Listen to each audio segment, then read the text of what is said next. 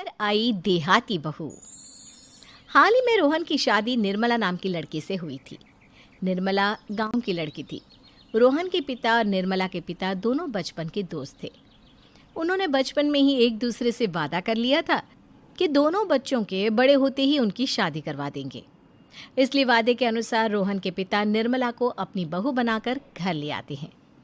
निर्मला अपने साथ अपनी गाय भी लेकर आ जाती है और उसे घर के आंगन में बांध देती है। अरे ये क्या माँ, भाभी तो गाय भी लेकर आई हैं हमारे घर में। अभी घर में गाय बंधी देखकर आस पड़ोस के लोग तो हमारा मजाक उड़ाएंगे ना।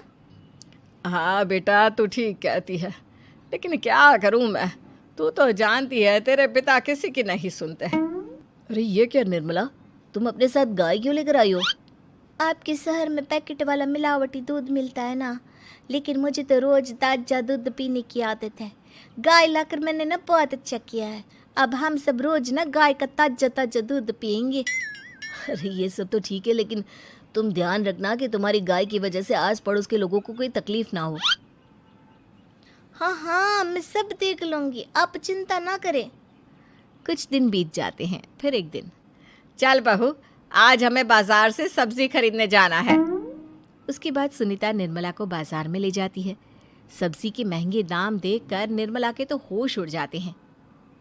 ये क्या माँ जी, 1000 रुपये की सब्जी, ये तो बहुत ही ज़्यादा है। अब क्या करे बहू, शहर का तो यही हाल है। ना ना ना, मैं इस तरह पैसों की बर्बादी बर्दाश्त नहीं कर सकती। अब से ना हम इस बाजार से सब्जी नहीं खरीदेंगे। हाँ।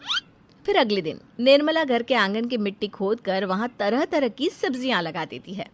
अरे काव्या, तेरी भाभी तो बहुत अजीब है। उसने तेरे पूरे आंगन को खेत बना कर रख दिया। मेरी समझ में नहीं आता तुम लोग इस लड़की को कहाँ से पकड़ कर लाए हो। अरे सब मेरे पिताजी का किया धरा है।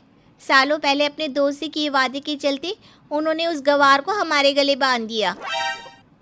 अरे तेरी भाभी सच में एक नंबर की गंवार है। उसे तो ढंग के कपड़े पहनने तक नहीं आते, ऊपर से उसने तेरे घर को गांव का तबेला बनाकर रख दिया है। उन औरतों की बातें सुनकर काव्या को बहुत बुरा लगता है। फिर वो अपने भाई रोहन से इस बात की शिकायत करने लगती है। रोहन निर्मला को समझाने की बहुत कोशिश करता है, लेकिन निर्मला के आगे उसकी एक नहीं चलती। फिर एक दिन रोहन निर्मला को एक शादी में ले जाता है। सभी मेहमान खाना खाने में व्यस्त थे। उधर रोहन भी अपने दोस्तों से गप्पे लड़ाने लगता है। तभी निर्मला तंदूरी चिकन के स्टॉल से ढेर सारे लेग पीस उठाकर अपने पर्स में डालना शुरू कर देती है। घर जाने के बाद इसे फ्रिज में रख दूंगी और कल सुबह मैं चीज़ सिखाऊंगी। फिर खाना खाने के बाद दोनों पति पत्नी वहाँ से जाने लगते हैं, लेकिन तभी दुल्हन का भाई उन्हें रोक लेता है। अरे ये सब क्या है?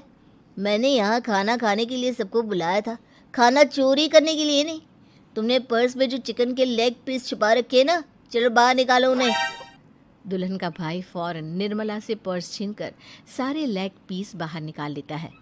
मैंने इतना खर्चा करके खाने पीने का इंतज़ाम किया है और तुम हो कि यहाँ से खाना चोरी करके ले जा रही हो। शर्म आनी चाहिए तुम्हें। वहाँ मौजूद सभी लोग निर्मला को भला बुरा कहने लगते हैं। अपनी बेइज्जती होते देख रोहन दुल्हन के भाई से माफ़ी मांगकर निर्मला को घर ले आता है। निर्मला, आज तुमने सबके सामने मेरी नाक कटवा दी। आखिर तुम्हें चिकन के पीस चुराने की ज़रूरत क्या थी? मुझे माफ़ कर दीजिए रोहन जी। दरअसल ना, हमारे गांव में जब भी शादी होती थी तब मैं और मेरी सहेलियाँ इसी तरह शादी से ढेर सारा खाना लेकर आते थे। मुझे नहीं पता था कि मेरी इस गलती से आपकी इतनी बेइज्जती हो जाएगी। मुझे माफ़ कर दीजिए। आज के बाद ऐसी गलती कभी ना करेंगे। इतना कहकर निर्मला रोने लगती है। निर्मला को रोते देख रोहन का दिल पिघल जाता है और वो उसे माफ़ करके गले लगा लेता है। इस तरह कुछ दिन बीत जाते हैं। फिर एक दिन रोहन उदास होकर घर लौटता है। रोहन के कपड़े बुरी तरह फटे हुए थे। अरे बेटा, ये सब क्या है?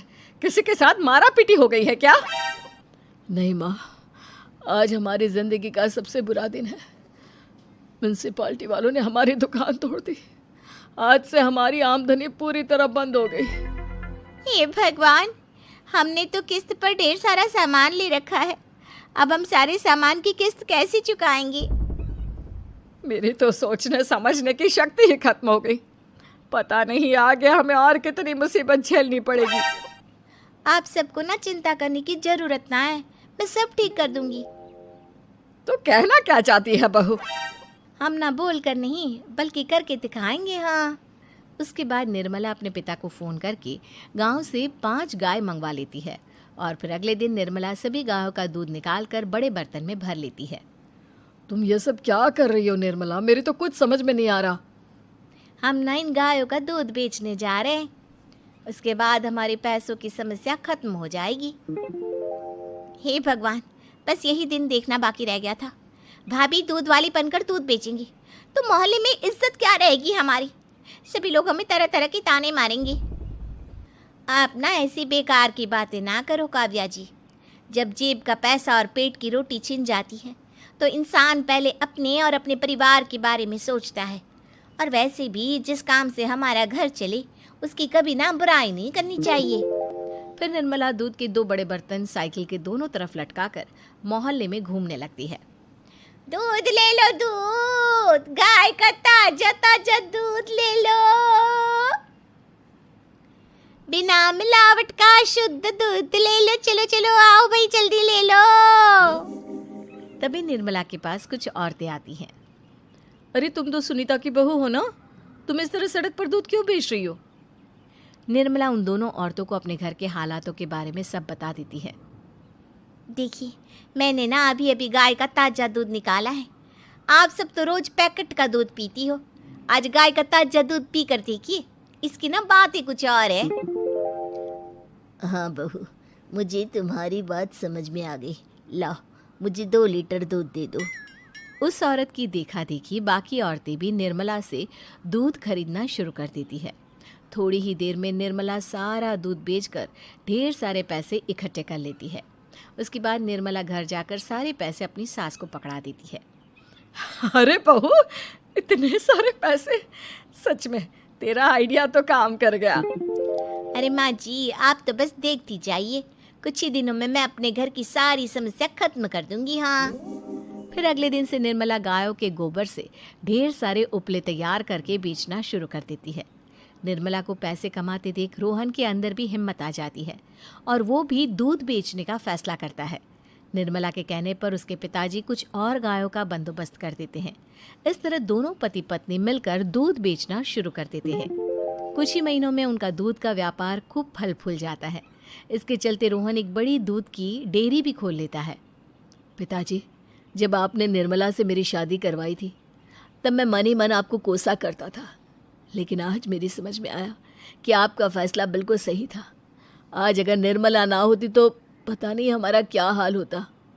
हाँ बेटा, तू ठीक कहता है। हमारी बहू ने तो हमें उजड़ने से बचा लिया। भगवान ऐसी बहू सबको दे। इस तरह निर्मला की समझदारी के चलते सब कुछ ठीक हो जाता है।